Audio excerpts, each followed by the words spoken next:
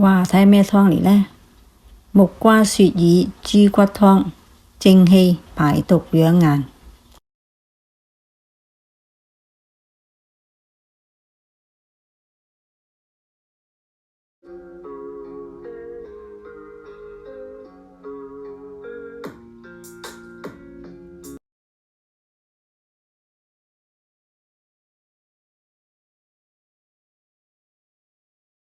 木瓜雪耳排骨湯有助減肥、去走多餘脂肪，促進新陳代謝。有雪耳、木瓜、海玉竹、慈實。雪耳有大有細，如果大個嘅可以用一半。你哋好嗎？我係 Lina， 祝你哋有個愉快嘅一日。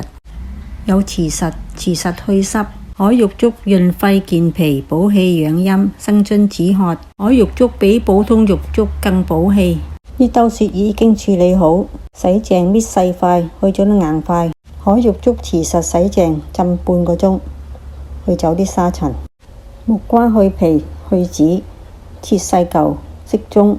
煲湯嘅木瓜最好買半生熟，同埋實心啲，煲出嚟木瓜唔會爛啊。雪耳洗淨瀝乾水分，豬骨瘦肉洗淨飛水。所有材料預備好，準備好就可以煲啦。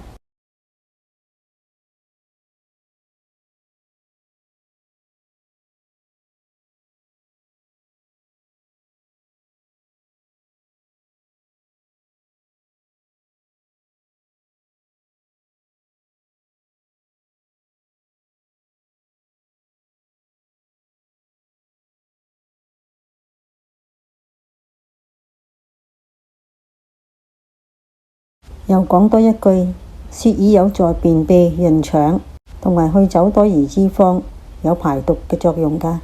最好連渣食埋。呢度啲材料最好樣樣食啲，唔一定食雪耳㗎，其他木瓜都可以食㗎。俾適量嘅水，唔好用咁大嘅煲，最好一日飲晒。呢度3、4個人份量㗎，一日飲晒，連渣食埋。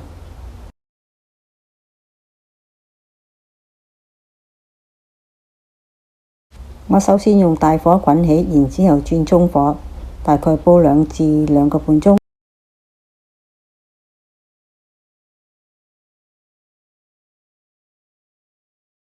好啦，啲湯已經乾乾地身，顏色又轉咗好靚，深黃色。好啦，呢個視頻到呢度為止，好多謝大家收看。如果有時間嘅，請幫忙分享出去。未訂閱嘅你，請多多支持啦，唔好放過我啦。好啦，再見，拜拜，下一片見，拜拜。